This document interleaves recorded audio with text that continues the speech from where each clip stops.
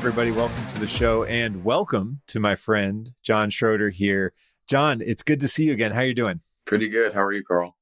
Excellent. So, Jon, you are currently the CEO, founder of Joy Fluent, and we're going to talk about that in a bit. The other thing that I kind of know you for is leadership topics. And so that was my first reason to get you on the show today, is talk about entrepreneurial leadership and managing in an entrepreneurial environment.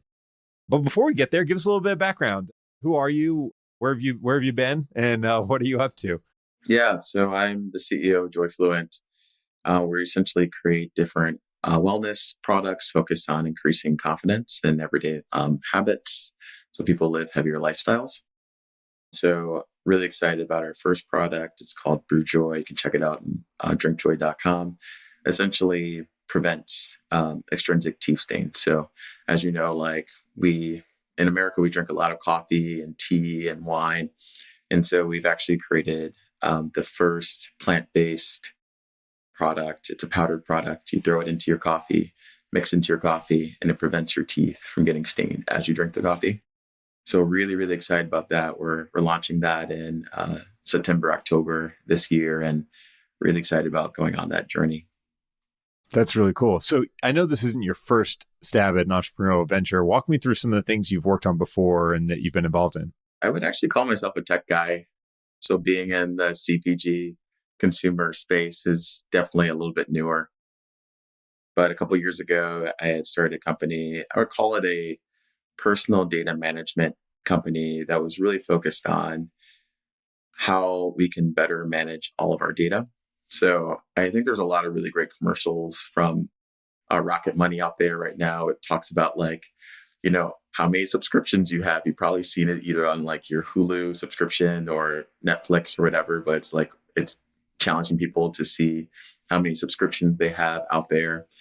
And, our app kind of did a very similar thing, but with all of your data. So not just your financial information, your health data, your medical data, all of your logins, everything. And the idea was to, there's a lot of companies out there today that essentially scrape all these pieces of information about you and then kind of create this jagged skeleton of who Karl Hughes is. And they call it Karl Hughes. And you're like, no, that's not me. Yeah, right. Yeah, it's you're kind of jangled out. And they're like, yeah, this is everything about Karl. And then they essentially go out and start to sell that to other corporations. Yeah. So the idea behind that startup, it was called Datum, was to help put the power back into the consumer's hands. And so you essentially could, through this app, essentially put in all your logins and things like that, and then see what information companies have on you all in one place, similar to how that Rocket Money experience is. And then it would allow you to be able to, unsubscribe or, request your data back from those different vendors. And we even want to take it a step further where, not just having some of the bigger companies like LexisNexis, make money off your data, but you could, actually sell a better version of you, your digital twin, et cetera, out to companies so that you can make money off your data. So really disruptive at the time. I would say there's probably going to be something that comes out, in 5 or 10 years later on that is very, very similar. Actually, I've talked to a couple of founders that have years after we've, kind of shut that startup down, that working on very similar things. I know it's going to come around.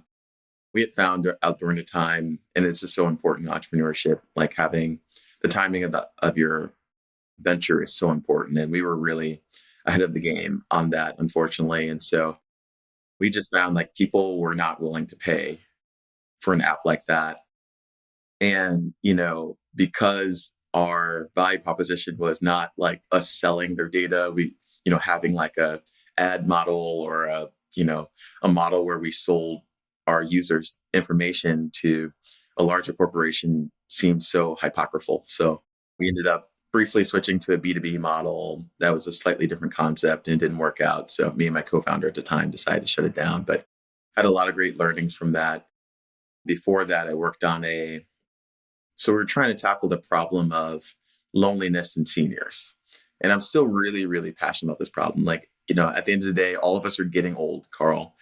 And one of the most pervasive, You can't turn it the other way. It's all going, we're all getting older. Right. unfortunately, I'm feeling it more in my 30s now as well. But there is a problem with, older adults that is pervasive. It's well known and impacts like almost all of them. And it's this problem of loneliness.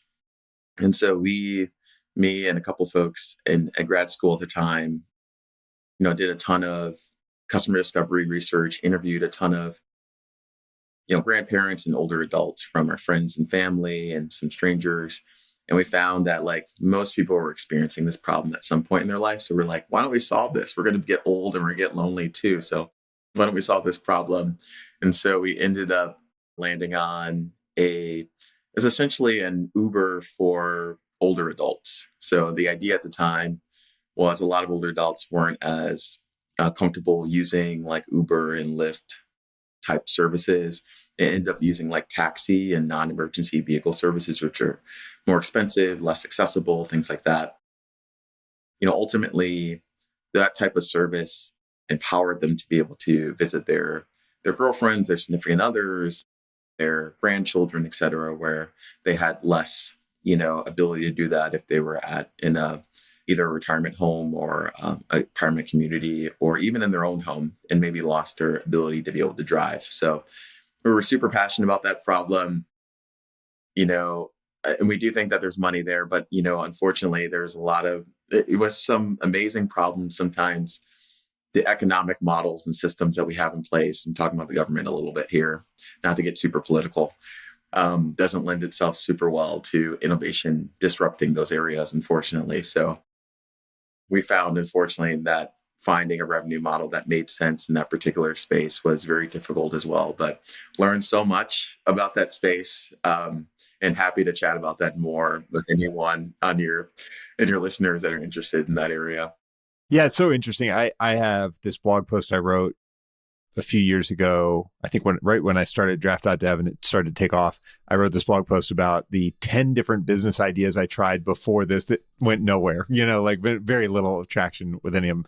And each one of them I had as I reflected on, I had this key learning of like what I picked up from it, whether it was timing in the market or it was my sticking with something in maybe I didn't stick with it enough. Maybe I stuck to it too long. Maybe I took the wrong approach and didn't think about the economic model. But all these things are like really good, valuable learning experiences when you're starting out as an entrepreneur. Everybody's future success is kind of a function of those failures that led them there, or the learnings that they got from those failures, right? And I don't even think of them as failures. It's just like things that didn't work because you didn't know the right lessons to learn yet. And so you had to do them. So I think it's really good to reflect on that. I know you went back and got your MBA from Kellogg, so went back to business school. What was the driver for you for that? And, as an entrepreneur, like, how do you feel about that? Because I think there's pros and cons to it as an entrepreneur, and I'd love to hear your perspective. I definitely encourage folks to go back and get their degree if it makes sense. I think there's natural occupations where it makes a lot more sense. In consulting, which I was in at the time, finance, marketing, product management, a lot of those. And then when you're in like a super technical space and you're like wanting to get into maybe, any of the occupations I mentioned, going to business school makes so much sense.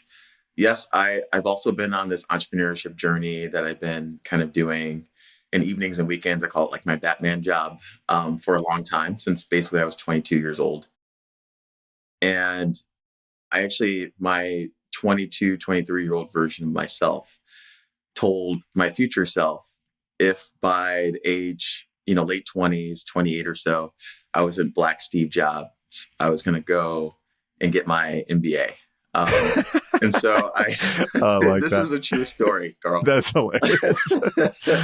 And so I reached, I think I reached 28. I was in management consulting. I had worked on, and you weren't Black Steve Jobs. I was not Black Steve Jobs yet. I was very much so consulting Steve Jobs, if that even exists. Yeah. Maybe in a parallel universe. Different universe. Yeah. But didn't end up reaching some of those success outcomes in entrepreneurship that I was hoping to reach by that point. And so I looked at different schools at the time, and I really did go to get my MBA specifically still to amplify my entrepreneurship journey. It was truly for that. And so it wasn't like the switch, even though I did explore venture capital a little bit down the road, which is a great profession for anyone considering it. It's just not for me. And it's good to know about that if you're going to be an entrepreneur and possibly raise money, or it tells you don't want to raise money. Either way, it's still a good context because it touches what we do so much. Absolutely. So, for me, it was going back, gaining the experience, the network, and the resources to be able to, amplify my entrepreneurship journey.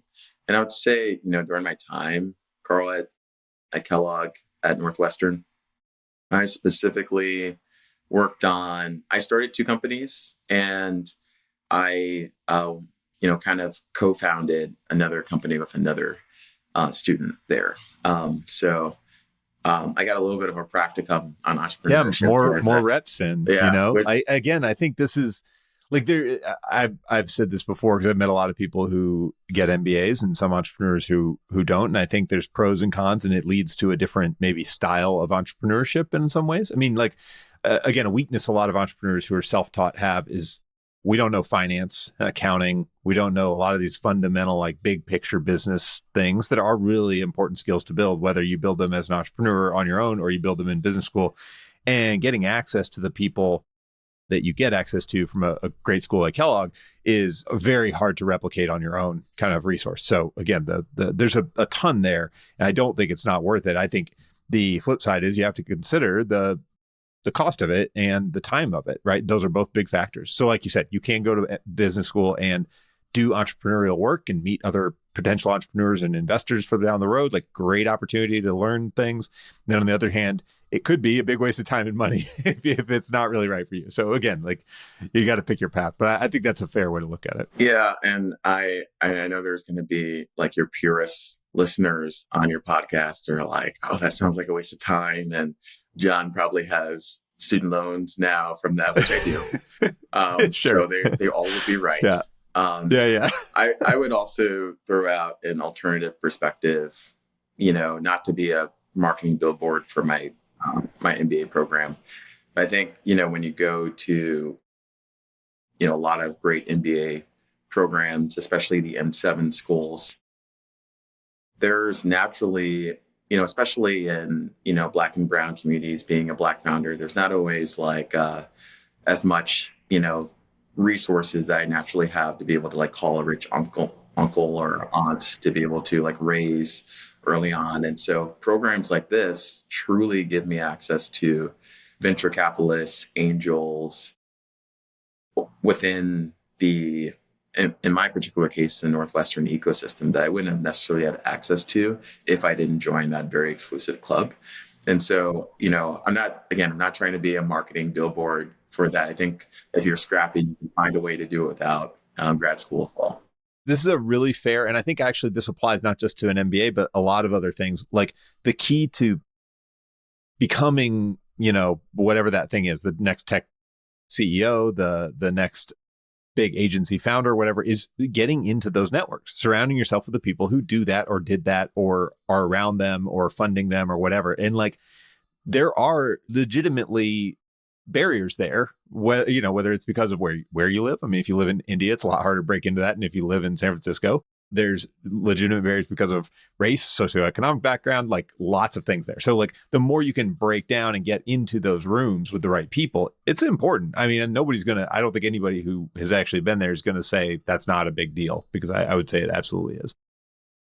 So yeah, I think that's a really good point, and something that probably shouldn't be discounted, because you want to be in that room with the people at Kellogg because they're the right kind of people for running a big startup someday. So cool. Well, let's talk about leadership, Jon, because this is where I'd love to get your perspective. Again, I've almost exclusively worked at small companies, especially in leadership roles. And so my experience is much more in startups and running my own small companies. And one thing I always like to hear is the contrast between leadership in large companies and the way they think about it and the way leaders think there versus small companies. What have you noticed or observed as you've gotten experience in both ends of that? Yeah. And just for your listeners, Karl, I just want to be really specific about, what we mean when we talk about leadership versus management. There's a little bit of overlap, quite a bit of overlap, but also in my mind, they're very, very discrete things. And I think a lot of people tend to confuse corporate management and entrepreneurship management with corporate leadership and entrepreneurship leadership. And so, leadership, from my experience is really about setting a vision. It's about inspiring people, driving the change from whatever seat that you sit in. So if, and from a corporate context, that might look like, your individual contributor, maybe relatively junior, but have like a really amazing vision on how to transform the business or a business unit or a specific team or a task of how you're doing things. And you're really, the catalyst to help other people to get behind that vision. And in management, it's really more of a traditional view, like you hear a lot about like people management, people leadership. And I really would peg it in that bucket. It's about organizing, planning, coordinating the tasks to help achieve a specific goal or business outcome. And both are needed. Again, there's, probably there's likely the same person doing multiple tasks, within both, but it also can look different as well. So, in my corporate experience, I've been really blessed to have leaders that have encouraged me to, lead from every seat. And those are people, sometimes managers that I reported to, sometimes there were mentors I didn't report to, sometimes there were peer leaders that I, worked along the same kind of hand in hand with me, that also encouraged me to step up and like share and influence people to my vision. Have had multiple roles in management at this point, in corporate management, as well as in entrepreneurship management. And I would say, and your question is really about leadership, but I'm going to just answer the management question first. Yeah, let's start with management. That's kind of the quote unquote easier one because it's less fuzzy. It's a little more, like you're saying, a little more discreet, and like it is about process and organization and overseeing results and stuff. So it's a little more tangible, maybe is fair to say. So yes, and I would say, entrepreneurship management is such a fascinating thing because I think especially for small businesses and startups, it just looks so different from corporate management. There's so much ambiguity, kind of figuring things out on the fly. And I think a lot of the difference comes to the maturity in structure between corporate and entrepreneurship. In corporate, you have all these processes that have been there for years, if not decades, sometimes over 100 years at some of the companies I've worked at. And so you're really, as a manager, helping your people navigate that to, again, try to achieve a specific business outcome or goal. With entrepreneurship management, there's so much that goes into it. So you end up being a lot more flexible because often you end up creating like different processes that are needed within the organization for your people to perform the way that you expect them to perform. It also requires you to be more nimble in the way that you are having them execute the work. And so sometimes that is them following the processes, and sometimes it's having them create their own processes, and it might look slightly different the next time you do it and the next time you do it. It can be very, very messy, but also extremely agile and fast, and allowing us to really focus on like what our customer, whether it's a business customer, direct user, or channel partner, really cares about. So I would say that the maturity of structure is really at the heart of the difference there. When I think about leadership, specifically, I'll say, I am very passionate about entrepreneurship leadership. That's probably the topic I'm most passionate about. And, I talked about being Black Steve Jobs before, and I've been told by friends I shouldn't say that anymore. Just I'm Jonathan Schroeder, and that's good enough. But, be yourself. What I loved about reading some of the bios from Steve Jobs and other amazing founders and leaders in the past is, there's this almost gravitational force field that they create, that goes around helping the people around them, not only like magnetized to them to want to follow them and do work, often with not a lot of compensation. Maybe it's just some equity. Maybe it's a promise of equity. And, kind of following them to the vision that that particular founder is setting out to do, which if you've led people before Karl, everyone, especially when you're leading very intelligent, hyper intelligent people, everyone wants to do things their own way. And people have a lot of opinions on like where they're actually going to go as well, which ultimately, touches on the vision as a founder that you're setting. And so there's something like really iconic about Steve Jobs and his journey and how he was able to create that force field and magnetism and charisma in his entrepreneurship leadership that I just found very alluring early on in my journey, and would hope to think, my team has seen some of those qualities in me as well. But, I would say that is a really, really difficult thing to develop because it comes in the form of influence. There's like a lot of psychology components tied into that. I think about one of my favorite books from Dale Carnegie, How to Win Friends and Influence People. Game-changing book for me. One of my favorite books too. That's what you mentioned. Yep, that's one of my favorite books too. I drop that all the time, and I'm like, it's cheesy, but you got to read it. It's like it's a must read. Especially if you're in consulting or you're in entrepreneurship, like those professions specifically where it requires a lot of empathy for your client or your customer.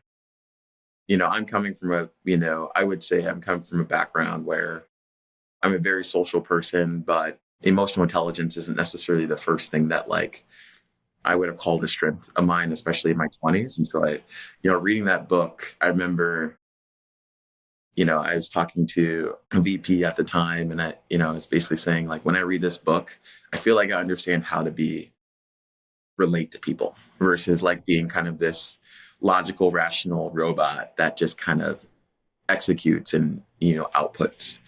And so again, not to be a marketing, billboard ad for this book, I think whatever way that you're able to gather that empathy and emotional intelligence to be able to understand people is absolutely the second part of being a entrepreneurship leader. I think the first part is really understanding yourself. And I had so many amazing classes in grad school that focused on our specific leadership style, our strengths, the way that other people view us, which is AKA our personal brand, how to sell ourselves. And there's all these little things that goes with the psychology of understanding other people that helps create this formula for magnetism or charisma that ultimately is that key ingredient for entrepreneurship leadership. Yeah, you said a bunch of things there that I'll kind of circle back and touch on a couple of these that resonated with me. Entrepreneurial management versus corporate management. So what's really interesting to me is how little entrepreneurs can actually get done with small teams. I mean, I know we all say we do a lot, and yes, you do, but you can't have 6 objectives when you're a small entrepreneurial company. You really need to be managing one thing that really matters, right? And often it is the customer, figuring out what the customers need and how do we deliver it better, faster, stronger, whatever. So it's almost to me, entrepreneurial leadership or management, is all about focus, figuring out how you can sort of distill all the inputs that you could gather now, especially with so much data floating out there, into 1 or 2 metrics that really matter for the business to go forward. And that's hard. It's actually, I think, a lot harder to focus a business around 1 or 2 things than to try to collect 20 different points of data and chase 20 different things. That's kind of the natural reaction that we all have. So I do think that that's the interesting, unique challenge of entrepreneurial management. And you kind of touched on that same thing. And I think that's super poignant and something to think about as you're shifting. If you're going from corporate to entrepreneurial, is just, you won't be able to do 30 things. You've got to get down to the top 2 or 3. And then on the leadership side, it's interesting you mentioned magnetism, because I do agree, as a CEO, it is a huge advantage if you have that kind of personality, cult of personality, the Steve Jobs reality distortion field he had, where he could kind of just bend the will and time of other people to do what he wanted. I think that's a huge advantage. But what's interesting to me is not every entrepreneur has it. And some of them are still good leaders, I would say. There's different styles, maybe, is my point. And I do think that's an interesting sort of nuance to this conversation topic, is like, Steve Jobs is not the only style of entrepreneurial leader. Surely he is a good one and a good for the right kind of person, right? But I know I'm not going to be Steve Jobs. That's not my style. Like I know it. I have maybe some strengths that he had, but a lot of strengths he doesn't have and a lot of weaknesses he didn't have. So like there's a lot of things that are different. So I do think it's interesting just thinking about the other traits there. But like when you think about corporate leadership, does anything strike you as who is made, or what are some of the traits of those really good corporate leaders? Because again, there's some differences, but there might be some similarities. Like what do you think of when you think of good corporate leaders? Yeah. So corporate leadership feels like if ever I were to put an anecdote out there in the contrast, like entrepreneurial leadership, you're like kind of Christopher Columbus, out there exploring, adventuring. Maybe you have a very, very nimble team. If not, it's just you and you're kind of on the fly and adapting. And then corporate leadership is like you're a captain and you have like this large ship. And yeah, and maybe for some corporate leaders, they're not, the captain yet. They're the second person or, the part of the crew. Ultimately, you have a really, really structured ship that's focused on keeping everything like running really smoothly. And so, in my mind, like there's like a lot of different versions of corporate leadership that, seem to work really well and maybe some opportunity areas.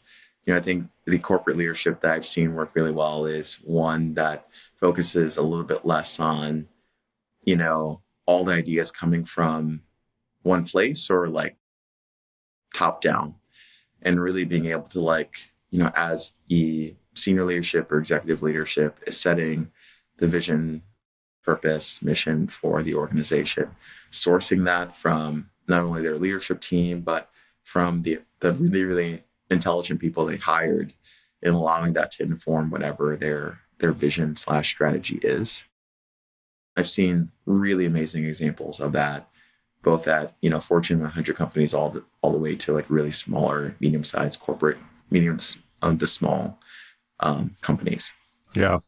Yeah. You bring up something else too that I think is another component to leadership here, which is hiring and the obvious reverse of firing. And this is a little management, but I think hiring and firing is also a leadership thing too, because you're getting the right types of people on the ship to drive it with you, right? It's not just the management function of I need to bring a body into this seat. Like it is the leadership function of I need to convince the right person to come join me on this journey. Anyway, so my point being, like, there's big differences there too, I think. In your experience, what you've seen, like when it comes to hiring, what are some of the differences between the way that corporate leaders tend to hire versus a more entrepreneurial leader? Like just, I don't know, anything that stands out to you? In my mind, specifically on hiring, there is, and like I have a lot more experience on the entrepreneurship side on this personally, but I think the best practices I tend to see is, you really, as much as possible, try to get the people around you that are like your core people to handle the hiring. And you try to hire as many like A players as possible, so that ultimately when they're interviewing and bringing those folks on, they're all A players on the team. That seems to be like the best practice. And I would say that's relatively applicable on the startup side. When you're going through different rounds of funding and different growth spurts, it can look slightly different from where, a larger corporation, medium-sized corporation might be a little bit more steady, even in growth mode for hiring. But I would say as much as possible, being able to like outsource to like your most intelligent people. I think being involved too much, in hiring below your direct reports ends up, I think this touches on management a little bit, ends up, tearing more toward micromanagement. My specific management style tends to move away from micromanagement. As much as possible, I try to fire myself from every process in a business that I'm a part of, so it runs well without me. But I know like, for other managers, sometimes their leadership style shows up being very, very involved and, maybe setting less feedback loops that, enable them to be less involved into the process. And so they end up being way more, kind of hands-on. It's not necessarily a bad thing. It's just, it does soak up a lot more of your capacity. And maybe I think ultimately the output ends up being a little bit less faith/trust in, the important people you hired. Yeah, that's an interesting thing to think about too, is when do you start to let go of that hiring? Because I've heard it said the other way, which I don't, I tend towards your style as well, personally. Like I'm more of a hire my direct reports, but let them pick their teams beyond that. Other people have told me, like, as entrepreneurs, they've stayed involved in hiring until the team reached 100 people. And they're always going to be a final check on any hire, even the ones that are way down the chain from them. I think that's interesting. I don't think that's necessarily bad or good. I just think it's a different style. And I think it's partly like how much do you want to have this micro control over the culture and the individuals making up that culture versus be a little more macro and high level. So yeah, I don't know. Again, this may come down to a preference or style thing. It may not be an absolute, but I do think that's an interesting thing to think about where you fit on that spectrum. Yeah. And I think it's depends on the business too. So, I think I mentioned, Karl, like I've worked on a ton of, tech related businesses, both, in corporate teams as corporate tech teams, as well as on entrepreneurship teams. And so in my mind, like these people they're well compensated because they are hyper intelligent people that are, not to say that other businesses aren't, but like they should be able to hire really adept expertise because they're doing that all day, every day. I have some friends that also own like commercial cleaning businesses, and like absolutely they're involved in every single hire that they bring on, even at the lowest level. And I think for their business model makes a lot of sense because you might have a range of different backgrounds there that makes sense for you to be able to evaluate different markers and qualities to make sure they're executing the way that your brand is promising your clients it would execute. Totally, yeah. One of the other things I made a note to ask you about, and your feelings on this, is that I think the other big difference to me as an entrepreneurial leader is the stakes, or at least the perceived stakes, seem higher as an entrepreneur than as a typical corporate employee. And look, I mean, I'm not going to say that, like, plenty of corporate employees love their job and really care about it. And I've always been one of the, like, I worked in college at big companies and I cared about the job. I cared about the company. I thought it was cool. It was a point of pride.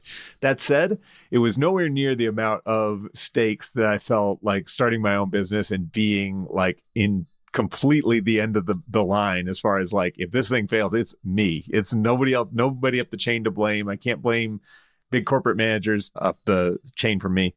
So it is, I think that the mental stakes just feel higher as an entrepreneur because this is kind of your personal reputation, not just the company.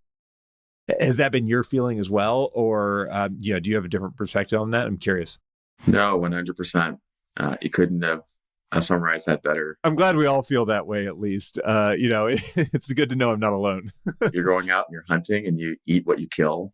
Entrepreneurship, a corporate, you go out and hunt, but maybe, like you have a martini along the way, or, just, set up a hut for a while, and like take a little break. I mean, it's right. There's a side of you that can always kind of blame the role you got put in, right? Like you in corporate, you could get put in charge of the worst sales territory and not have good outcomes and be like, well, I got put in charge of the worst sales territory. So of course it wasn't great. And I'm not saying, again, there's maybe some truth, maybe not. It doesn't matter. The point is there's someone else to blame. As an entrepreneur, you don't get that. You picked your market. You picked what you're going to sell. Like that's your problem if you fuck it up. Absolutely. And what I was going to add there is I definitely think that there is a responsibility component the magnitude of responsibility that you're hitting on really well. I also think that there's like this identity component too, that, when you now, like, let's say for one of your listeners that is, opening up or running an agency, you are the CEO, you are the founder, you are the person responsible, and you call all the shots. And so the amount of decisions now that you take on with that identity are, yes, more existential. And also there's more of those existential decisions. Whereas like maybe the existential decisions you made in corporate, maybe you had like one or two of them, if that, per year. And so that really does, I know from my background, and I was going through a little bit of executive leadership coaching earlier this year on this, the weight of that, it feels really, really heavy. And, I'm happy to like touch on that more and, things I've done to cope with that. But I will say it doesn't get any like easier. I feel like you just have to like continue to reframe in your mind why you are worthy of that identity, why you are worthy of making those decisions, and just kind of build a really strong support system around you to continue to have that resilience.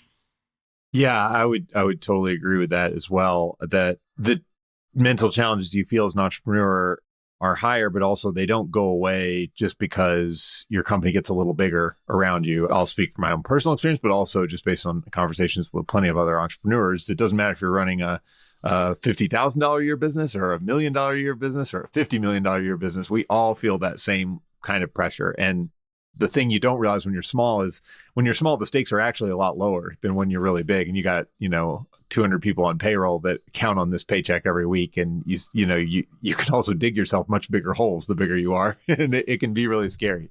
So I think that's, again, is nothing, I agree with you. And I think finding ways to cope with it is really important.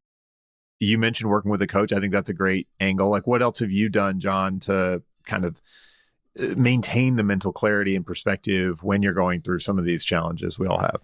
Yeah, I mean, transparently, therapy is really helpful, as well as executive coaching. Not everyone can afford executive coaching. So, I know there's like a certain amount of privilege and resources that kind of goes with that.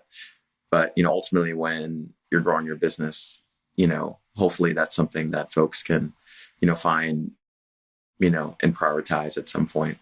I would also say, since the frequency of the existential decisions you're making increases with your own business, finding ways in your personal life as well as your business places to reduce the decisions that you have to make is really helpful. Like I talked a little bit about like allowing your directs to hire their teams. I think that, ultimately they're going to be the people managing the people. So if that's one less thing that you have to make a decision on, it probably clears you up for some of those higher level strategic existential decisions. So that's one example of that. And then an example on the personal side, I heard from a speaker when I was in grad school. And one of the things he did was he purchased his entire wardrobe. It's pretty much the exact same thing. It's the same color button-down shirt. I think he had like the little VC private equity vest thing. And then like he had like 5 slacks. And like he would go to the cleaners and he would have those cleaned every single week. But he would essentially go to his closet and pick out the same outfit and wear the same outfit every single day. And I know that probably sounds like silly to some people of like, why would you do that? You sound like a cartoon character at that point. But not having to worry about like, what am I going to take for lunch during the day? What am I going to cook for dinner? What am I going to wear? Like, these are all decisions that tap into the same, mental energy capacity that you have, but like are a lot less existential than, how are we making sure we're meeting our profit goals and, whether or not to enter a particular partnership or contract. They're just much these other things are much lower stake than those decisions. And so if you can like, again, outsource those or like make it easier. So you have like a bunch of heuristics that make it really, really simple and not something you have to decide. That definitely helps to leave more of that mental capacity for those bigger things. Huge. Yeah, I agree. And I think this is one of those maybe not talked about enough strengths that I think a lot of the top entrepreneurs have and people who do this for a long time is focus, the ability to really hone their energy and focus it on the things that actually matter and ignore everything else. And sometimes that looks like a weakness because they seem absent-minded about things. They may forget social events. They may forget important family things, but it's like they're just so laser focused on the thing that they're really trying to do right then. And again, I think it turns into a superpower if you can do it. And I'm the same way with taking advantage of every opportunity I can to outsource those kind of both tasks and decisions that are not like really big decisions, in the grand scheme of life. And I will just add, Karl, it's really, really hard. You hear it and you're just like, yeah, that makes a lot of sense. I'll just focus on a couple things that matter.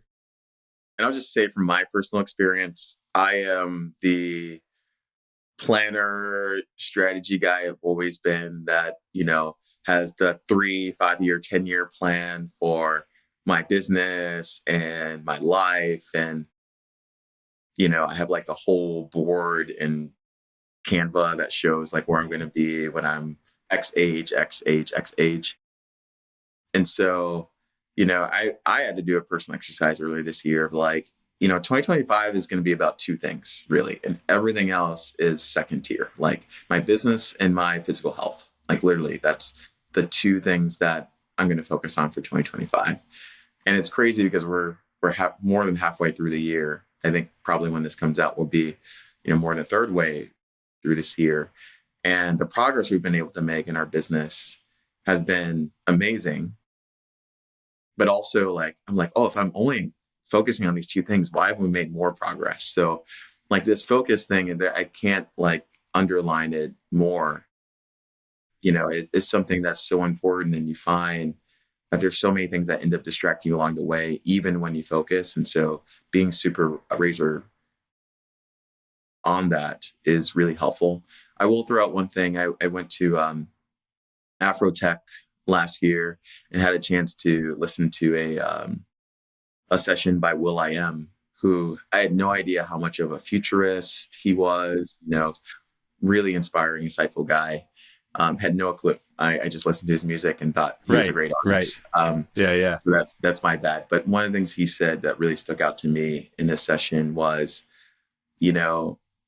how can you go and manifest the reality you want if you're not focused on creating that, like putting all of your energy, all your time, like all of your effort into manifesting that thing. And that line really stuck out to me because I'm just like, yeah, if I'm focused on even 4 or 5 plus things, like so much of my energy capacity, existence is focused on all these different things versus like 1 or 2 really things that really are important to me.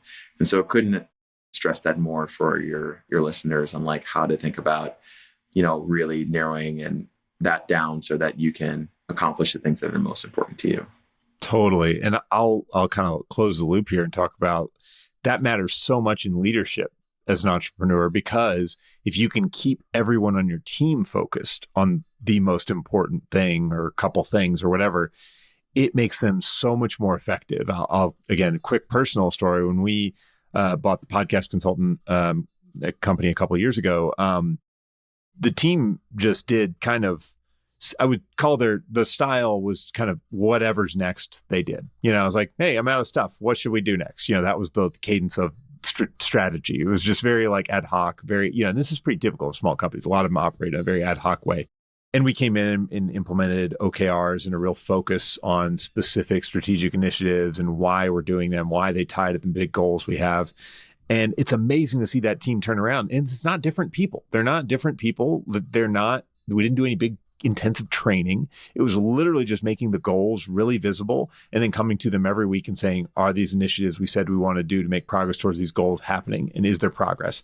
It's that simple, just putting visibility around it. We didn't have to go train everybody. We didn't have to spend any money on that. It was like just putting it in there. And I think this is, again, like as an entrepreneur, one of you're kind of saying this, I'm saying the same thing, is like, if you can keep yourself focused and your team focused, like there is a way to make this happen. And even if you don't make all the progress you want, because of course we're always wanting to make more than we really can, you will make some progress towards those goals. And so, yeah, it's super important. The last question I want to ask you, Jon, is tell me quickly about Joyfluent and your vision for that in the long term. Because, preventing stains in my teeth is cool, but I want to hear what's the big picture there? There's got to be a 10-year vision there. Yeah. So I appreciate the question. I promise I didn't plant it or ask you to ask it to me, but I love No, this. I love hearing about this stuff. So with Joyfluent, I mentioned our first product is focused on an edible oral care product that, essentially, stops extrinsic stains, from our favorite beverages.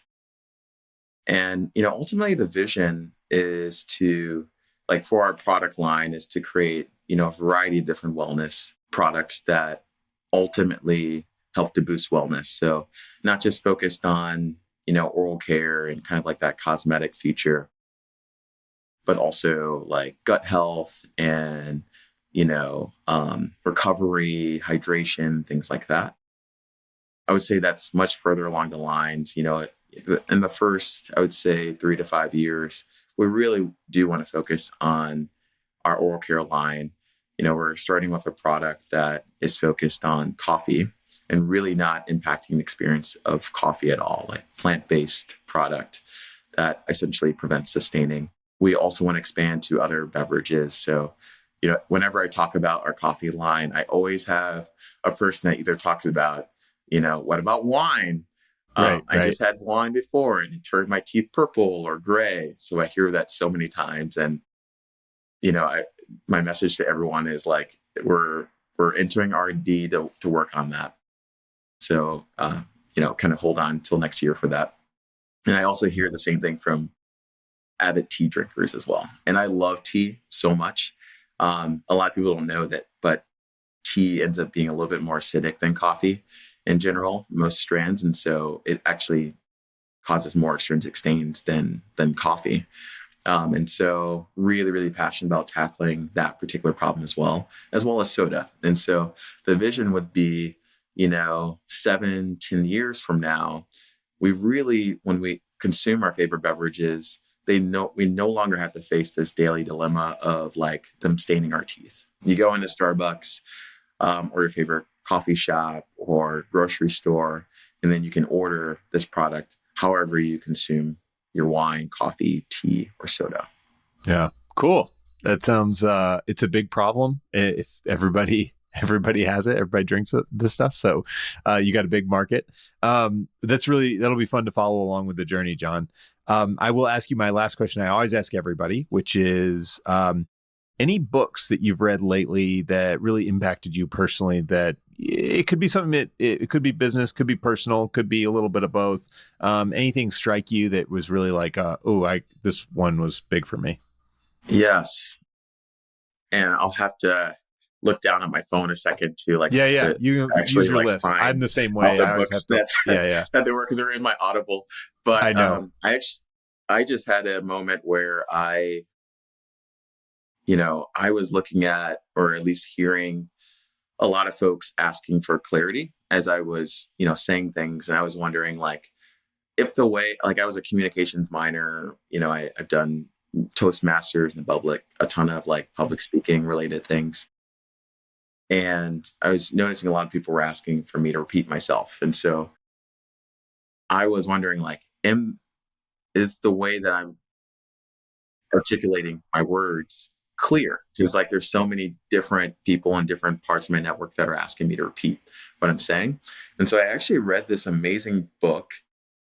It's called The Way You Say It by Karl Hughes. And it's an older book, but it was all focused on vocal articulation. How you're, resonating with your phrases, how you're enunciating, how you're moving the words to the front of your mouth, how punchy your words are versus like, are they in the back of your throat and, kind of getting muffled. And I will say I made it probably through halfway through the book and started just applying the stuff and didn't get those questions anymore. Wow. For anyone that's interesting. For anyone, I know this is like a weird thing and maybe it's only impacts me, but like for anyone that's like thinking about like, is the way that I'm communicating like effective, it's confident, now again, we talked about this identity that many of the folks listening to this are assuming, which is CEO, chief X, Y, and Z, officer, president. And so communication is the most important thing. Like the way that you communicate to your team, the way to communicate to your client, the way to communicate to your vendors and partners is absolutely the most important thing. It does drive ROI or it does drive expense in your organization. And so I found like that was something that I needed to focus on literally a couple months ago, and did focus for a month and felt much better about the outcome after reading that book. And then I would say there's one more that yes. So there is a really good book by, his name is James Richardson, doctor. And I think he's a doctor in some type of psychology, practical psychology field, which I'm totally blanking on the name of it, but he released the first CPG branding book that had basically all this evidence on the way that you build a CPG brand. And so again, kind of coming from like the tech digital world, I've worked in AI for a lot of Fortune 100 businesses. Bringing that CPG consumer lens is not like a necessarily super native, intuitive place for me. And it takes a whole different skill set. I mean, you're like actually making things, shipping physical products is so different from just building code and models. And so reading through that book, it's called Ramping Your Brand, How to Ride the Killer CPG Growth Curve, was incredible.